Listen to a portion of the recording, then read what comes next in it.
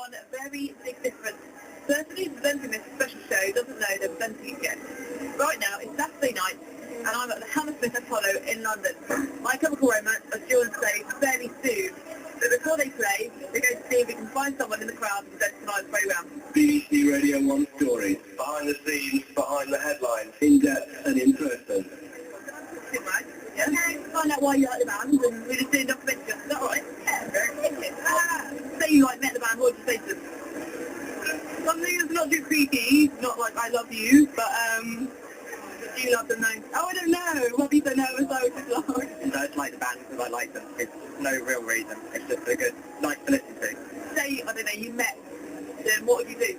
Oh my god, I've got a train first. I would train. I would die a happy woman. I would do anything. I found them at a really perfect time in my life when I was like really young, and they were messed up and they kind of got through a lot, and they always say that you've got to be okay with who you are, and it sounds really cliche, but they help people. To me, Gerard Way would literally be like the epitome of my life. Okay, the beginning of I'm Not Okay, there's this little like prologue, and they're talking, and then he goes, Gerard Way says, I know, I don't want to, what did he say? You like TNT, Audrey Hepburn, Frank Gehry, and Croquet. You can't swim, you can't dance, and you don't know cry. Face it, you're never going to make it. I don't want to make it, I just want to. And he never finishes the sentence. So if I met him, I'd say, you just want to what? Like, what do you just want to? Like, every time I watch that video, he just sits there and goes, I just want to. And I'm like, but what? One thing, I know it sounds so sad, like people want to meet the Queen, they want to meet the President, they want to, I don't know, I want to meet them. I wouldn't even be like a screaming fan. I just talk to them, like, find out they're alright, how they felt the gig went, I don't know. Be normal. So if I saw an interview for you, would you want to do it then, yeah? Would you want, if I saw an interview for you, would you do it? It's just a joke. Like, can you imagine?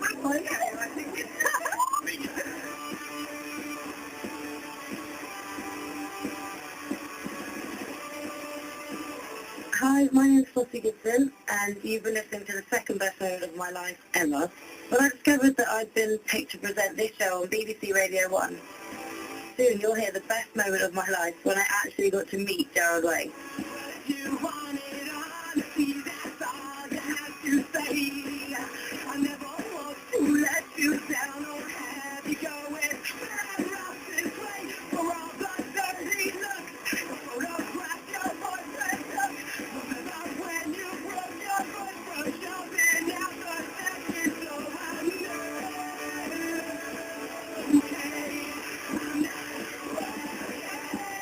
Tonight, I'm going to tell you the story of my favourite band in the world, My Chemical Romance. In the next hour, we'll hear how the band got together. I feel like that I'm special, and I feel like you're special, and we can show the world something really special. How their Black Parade album brought them international fame. The band just came up onto the roof, and we just kind of went a bit wild, but nearly caused them to split. Purgatory. As it felt like we were in some kind of jail or something. And how they got back together to reclaim their place as the arena-filling kings of American alternative rock.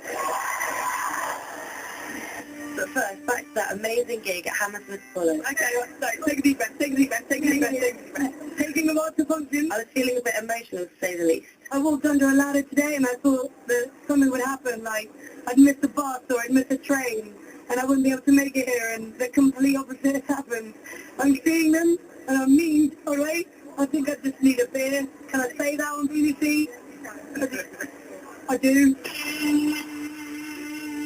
So I went off to get that beer and watch a show with my best friend Derry.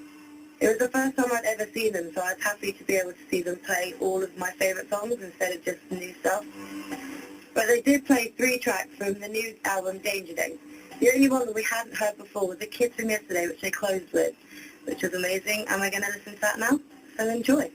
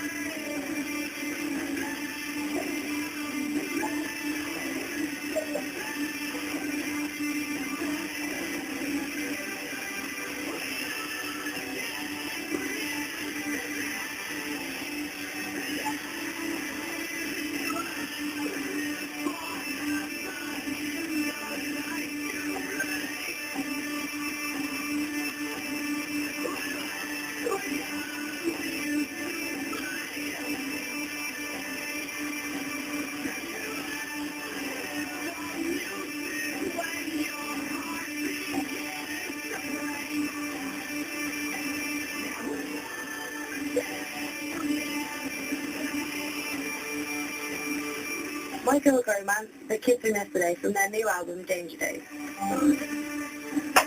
I'm Flossie and you're going to be hearing my interview with Gerard and Mikey Way from the band. We talk about making the new album and also finding out what their plans are for the future. But first, let's take a look back how it all started. BBC Radio 1 behind the scenes, behind the headlines, in depth and in person. Belleville, New Jersey, 1987. A lonely young boy walks down the street. A comic catches his eye. What's this?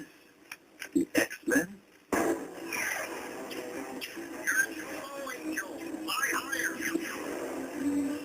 no purpose but to increase my rage.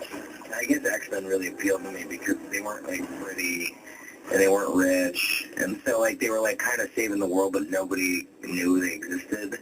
I liked them because they were really disadvantaged. From that moment on, the young Gerard Way knew he was different, and that one day he too would use his special powers to help the world.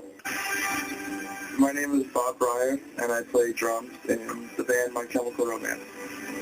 I'm Ray, and I play guitar. Mikey, and I play bass. My name is Frank, and I play guitar. This is Gerard Way, and I sing in the band. These five came together to experience adventures more incredible than any humans have ever known. And it all began in New Jersey, a suburb of New York City, with our first hero, some say heartthrob, Gerard Way. I was born April 9th, 1977. in Summit, New Jersey. I don't know why I was born in Summit. They probably didn't have a good hospital. But I lived all my life in Belleville, New Jersey. It's actually right next to Newark, New Jersey. It's just very industrial. It's one of the more crime-heavy areas, but it's the cherry blossom capital of the world. To understand the world's strangest heroes, we need to know what they were like growing up. Were they already marked out as outsiders from an early age? Me and Gerard kind of lived in a bubble. This is Mikey Wade. He's singer Gerard's younger brother. Hung out with each other. You know, I didn't have many friends in high school because I dressed differently. Like the classic case of, you know, me in the back of the room drawing on my notebooks, not really participating in school. We spent a lot of time reading comic books.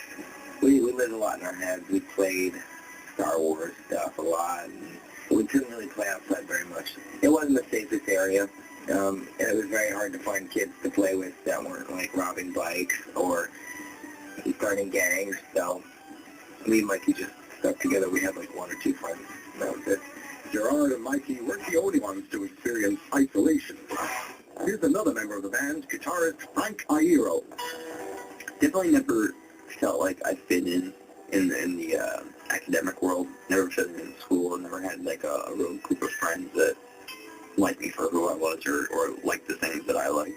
I tried to fit in, but didn't really succeed that well. And here's Ray Toro, curly-haired and talented guitarist. You could call him the outsider of outsiders.